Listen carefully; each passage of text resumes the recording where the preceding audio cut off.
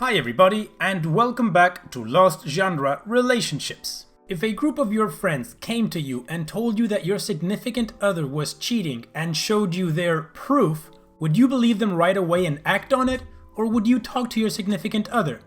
Well, this one's from user deleted. I, 27 male, confronted my girlfriend, 30 female, after she accused me of cheating on her. She sent me proof, but it looks fake.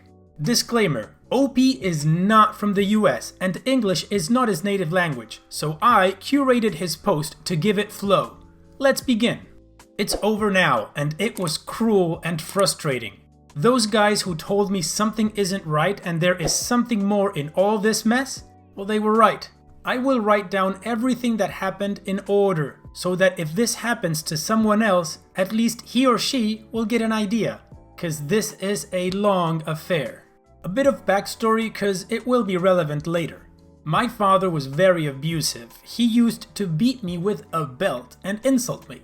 He used to believe I was the product of my mother cheating on him. I never met my mother.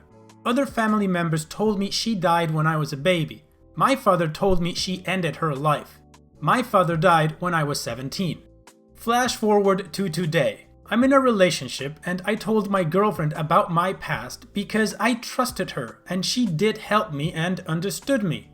We were in a relationship for 2 years. She owns the house we lived in. She paid for most things and I paid some bills and food. We both were financially stable and independent. She earned more than me, but that was never a problem because we loved each other. Our circle of friends is huge, and within it, there are smaller circle of friends. Like a Venn diagram, everyone is, at a minimum, acquainted with everyone else. So, on the first day of this whole drama, my girlfriend came home late. I thought she was with her female friends. On her way in, she didn't acknowledge me and went straight into the bathroom. When she came back out, she started cursing at me. She never cursed to anyone. This was all out of the blue. Then she started calling me a cheater and other names. She was angry and threw my plants on the ground. I froze. It kinda triggered something in me. At one point, she told me to leave, so I took some important stuff and left without saying anything. I had nowhere to go, so I called my buddies. Let's call them Eminem. They are a gay couple and we've been friends for a long time. They let me crash at their house, gave me a bed to sleep in, and kept me away from alcohol. They told me to take a break cause I was a mess. They also told me that maybe she's the one that cheated and this is all an attempt to just cover it up. Anyway, they later invited me on a trip to one of their parents' house in a small village. I called my manager and asked for some time off, which he approved. I decided to check Facebook and saw that she posted about breaking up with me and that she is now in a relationship with some guy called D. Not only that, on that post she accused me of cheating on her and called me a few names as well. I was hurt and done at this point, so I deleted my Facebook on my phone. Now, that post she made weirdly turned into some kind of a movement, with some girls sharing their stories and experiences with cheaters. At some point, someone suggested to me that I, at least, ask her to show me proof of my cheating. So I asked her and she sent me some Tinder conversations where it looks like I am flirting with one of her friends. She also sent me a photo of her with love bites on her. This is something I didn't need. When looking at the conversations, we realized they looked fake. Eminem and I compared them with real ones. I was really angry that she put everything on display like this, so I posted what I found on Facebook and called her out on her lying. Some people took my side and she, again, became very angry. Her action was to trash whatever I had left in her house and posted pictures of that too. At this point, I'm thinking to myself about how all of this has now become very childish. My friends agreed because they were also acting like teens and talking with them was not going to solve this. So, I decided to just give my phone to them, told them to give it back to me once we returned from our trip, and I started feeling better, like I dodged a bullet. What happened on Facebook? Well, I need to say that my buddies are my guardian angels. After giving them my phone, they reported her and her posts as cyberbullying or harassment. They talked to others in our circle of friends, made a few posts and videos about my situation. People initially didn't take my side because I didn't say anything. Stand up for yourself, people. However, a while later, my girlfriend's friends started calling me gay because I was living with Eminem. What the F? Anyway, everyone saw that was very homophobic, so nearly everyone just stopped giving them any attention. So that was that. We left Eminem's house the next day and headed for their parents' house. Like I said, it's in a nearby small village. I enjoyed it and it really helped me to start forgetting about this whole thing. We were there for 2 days and it was great. Their family is incredibly supportive of them and I got special treatment because they thought I was their third partner, which is kind of wholesome. Well, OP, by the way you're telling this story, it makes me think that you did dodge a bullet. Your girlfriend didn't ask you or confront you, she just accused you, kicked you out, and hooked up with someone else. Any way you want to slice it, that's the wrong way to go about this kind of thing. However, this is not the end of the story because, well, you know, we always have the update. So let's continue with the update now. When we left Eminem's house to head back home, they told me some very interesting things had been happening back in the town. They told me to really think about things before making any decisions or taking any actions. Then they gave me my phone back and told me that my girlfriend tried to call me, but since my phone was off, she called Eminem. She told them that there had been a big misunderstanding, that she is incredibly sorry and that she really wants to talk to me. I was hesitant at first, but it was a really good opportunity to at least know what actually happened.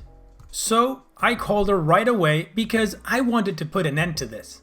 While on the phone with me, she tried to solve things, but I told her I will only talk to her in person. I said I'd like to meet her in a cafe and that I wanted her to tell me everything. Honestly, she agreed. As soon as we got back to our town, I met her to talk it out. During this whole conversation, my buddies waited for me in the car. When she saw me, she tried to hug me and started crying. I stopped her in her tracks, sat down, and told her to start talking. So, she told me everything that happened from the beginning. Here we go. Around 2 months ago, she got really close with a particular group of girls. We'll call them the Mean Girl Clique. Anyways, these are the kind of girls you would see in American movies being mean and making fun of the protagonist. You know what I mean? Now, in this group, there are 2 girls in particular that I've never met in person. Let's call them L and T. For some reason, L hated me to the core. According to her, my girlfriend deserved a real man. Her reasoning being that I am not ripped and earned less money than her. Huh? Anyway, L kept trying to manipulate my girlfriend for like a month into leaving me, and other girls helped her. So, days before my girlfriend kicked me out of the house, L and T made a plan. They created some Tinder conversations where it looked like T and I got matched and I was flirting with her. She showed them to my girlfriend a day before she kicked me out. Seeing these conversations made my girlfriend furious and she believed them right away. She tried to excuse herself by telling me that by this time they had already been manipulating her for a month. Then, they brought up the idea for her to sleep with someone else as revenge and kick me out of her place. All this to put me in my place. Then, they hooked my girlfriend up with a guy who we'll call D. D has a small business in town and he looked like one of those male underwear models. Now, D was totally unaware of the Mean Girls Clique plan. He only knew that I hurt my girlfriend and he wanted to help her. Also, D did have a thing for my girlfriend, but he was only interested in hooking up. My girlfriend, on the other hand, thought he was interested in a long-term relationship. So she slept with him that same day. Then she went home and kicked me out. As I said in my original post, D moved in with her the very next day and they had some fun. That's when they took some of the photos she sent me later. Everything was going to plan, until the homophobic rant. You see, girlfriend changed her relationship status on Facebook and added D's name. This, of course, caused him to be somewhat confused, and it turned into a small fight. Now, because everything that the Mean Girl clique had planned was based on lies, and you have to make 1,000 lies to hide one lie, that small fight turned into a huge fight. T was done with the drama and confessed to my girlfriend what they had done. T said she didn't really want to humiliate me, she just wanted to split my girlfriend and me up. When D finally realized that they had used him, he felt disgusted. Now, D hates cheaters for some reason and wanted to teach me a lesson, which is still a bit messed up considering he thought my girlfriend was sleeping with him to get revenge. Anyway, he left and ghosted her. Additionally, my girlfriend cut contact with the Mean Girls clique. In the end, she told me she was very angry and sad about what she did. She also posted on Facebook that it was just a big misunderstanding, deleted all the other posts, and told anyone else that had posted about us to do the same. She said she wanted to be with me and that she would fix or replace all of my stuff that she trashed. She also told me that she gave me permission to sleep with whoever I wanted and that she's even willing to help me hook up with anyone. I looked at her and responded, "I don't want to be with you anymore. You hurt me. Even if you were manipulated, you hurt me and exposed my personal trauma to other people. Also, a single guy doesn't need his ex's permission to sleep with someone else. This is the last time we are ever meeting, and I don't want you to contact me again. You can keep whatever is left of my stuff. Goodbye." I stood up, paid for the coffee, left, and didn't look back. At this point, she started to ugly cry, with screaming, and people started staring at me. I got an M&M's car and left. That was a few hours ago. Why did I do this? Because our relationship is simply not going to work out. I hate her for how she handled it and hurt me. If I stayed with her, every time I would be with her, I would imagine her with a bloody belt in her hands. She acted like an angry child, even though she is an independent adult woman. All of this is a bunch of red flags to me. So, I guess I'll remain single for some time instead of living with someone who hurt me. What do I own up to? I didn't stand up for myself. I should have on that first day. I learned that you must stand up for yourself, even if the devil himself is standing in front of you. I will improve myself now. I am still young, and I am certain I will find someone in the future. What am I going to do? I am going to talk with my manager and ask him to transfer me to another city. A new start will be great. Thanks to everyone that gave me advice. Well, OP, good for you. You got the closure that you needed, and not over the phone or a text. You were man enough to stand in front of her and let her explain to you, and then you told her you weren't interested in having a relationship with her anymore.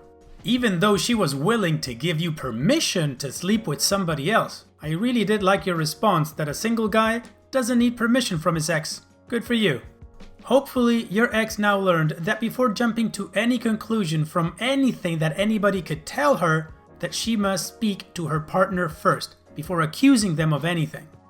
What do you guys think about this whole thing? How do you think OP handled himself? My opinion is he did a really good job.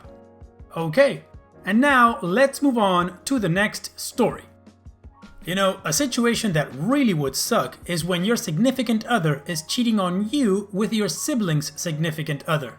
So this one's from user throwaway657756. I installed a hidden camera in the house and caught my girlfriend cheating. Where the F do I even start? My girlfriend, 20, has been living with me, 21 male, and my family for the past 2 years. Been together for almost 4. She got into a huge fight with her dad and decided to move out. My mom, being the kind person she's always been, offered to let her live with us. I agreed, of course. I mean, I loved her. Loved. Now, I've always been somewhat of a jealous type in a relationship, but not the crazy kind. The title suggests otherwise, I know, but it was the only way to get the truth.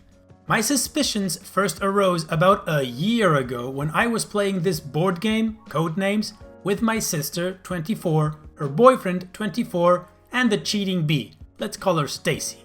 Stacy and my sister's boyfriend were on a team together, and right away, I didn't like the energy they were giving off. She was laughing at all his jokes, he was teasing her about some crap. It all just looked flirtatious to me, and I wasn't having any of it. That night, I talked to her about it, and she told me it was nothing. Of course. During this time, I was going to school and had a job working as a cook, so I was out of the house most of the time. Some days, I wouldn't get home until midnight. My parents worked 8 to 4 jobs as well as my sister. My girlfriend only worked weekends, and she took her schooling online. My sister's boyfriend is in construction, but his schedule is 2 weeks on, 2 weeks off. Most of the day, Stacy and my sister's boyfriend were home alone together. My suspicions only grew ever since that board game night. Every time they were in a room together, Stacy would barely look at him anymore. They'd make small talk here and there. I could tell the dynamic of their relationship changed. I confronted Stacy again, asking why all of a sudden she was acting so awkward around him. And she said it's because she doesn't want to upset me. At this point, I felt bad for making her feel guilty. I said I'd never bring it up again, and I kept my word. Until 6 days ago, I was lying down on the couch upstairs in the living room. Stacy was in the kitchen, which was half visible from where I was, making a smoothie. My sister's boyfriend comes downstairs and starts making lunch for himself. I couldn't see what they were doing, but I pretended not to care, holding my phone to my face. I could barely see their figures in the back door's glass reflection. They were shifting around each other, trying to do their own thing, when all of a sudden, he slaps her butt. In that moment, I felt frozen. Every part of me flared up. After my sister's boyfriend went back upstairs, I got up from the couch, went to the front door, and put on my shoes. Stacy comes towards me and says, "Where are you going?" And I just responded, "Really? I saw what just happened." Then I left and slammed the door behind me. She chased after me, getting all angry, trying to act as if nothing even happened. I told her what I saw, which just made her even more mad. "A reflection? So you're saying you didn't even see it then? You thought you saw it. You wanted to see it to justify your psycho thoughts." At this point, she's threatening to break up with me, saying she's going to move out and live on her own, making me feel guilty by saying she's broke, that she'll have to drop out of school and work full-time at a crap job. As much as I wanted to just end all of it and let her go at this point, I apologized. I apologized for everything, begged her to stay, and promised to never ever bring it up again. It took a lot of convincing, but eventually she decided to stay and we walked back to the house. But I knew what I saw, I just needed hard evidence. That same night, I ordered a tiny black hidden camera from Amazon. When it arrived, I set it up in the living room next to the kitchen, just at the corner of one of the curtains. The next morning, 2 days ago, when everyone else was asleep, I discreetly took out the chip, put it in the USB, and quickly went through the footage on my laptop. Nothing. I cleared up the space and put the chip back in the camera. And then yesterday, I finally got what I wanted. I woke up before everyone else again and viewed the chip. Approximately at 3:15 a.m., I saw my sister's boyfriend slowly walk downstairs and sit on the couch. A few minutes later, Stacy walks upstairs from our room. She carefully walks over to him, sits on his lap, and I couldn't bear to watch anymore. I was in complete disbelief. The girl who I spent 4 years with, the girl I thought I was going to spend the rest of my life with, cheating on me with my sister's boyfriend. All this time, lying to my face, making me feel guilty. I went back downstairs, woke up Stacy, placed the laptop in front of her, and played the video. As soon as she realized what was happening, she instantly closed it and froze. Nothing was said for what felt like an eternity. She started sobbing, trying to utter words until I finally spoke up. "You're the most conniving, disgusting sociopath I've ever met. Start packing your crap right effing now, or I'm sending this to everyone you know. We're done." What followed was a very long, pathetic, sorry excuse for an apology that I don't even want to get into. Eventually, she called her dad. He came by and picked her up. So, I guess she's going to live with her family again. A lot of her things are still here, and she doesn't have any friends to deliver it to her, so I have no idea what to do with all this crap.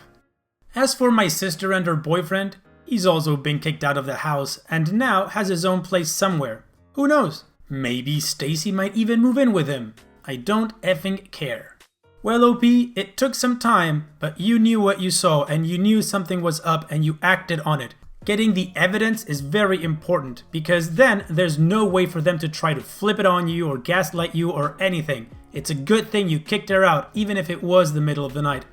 Good riddance to Stacy.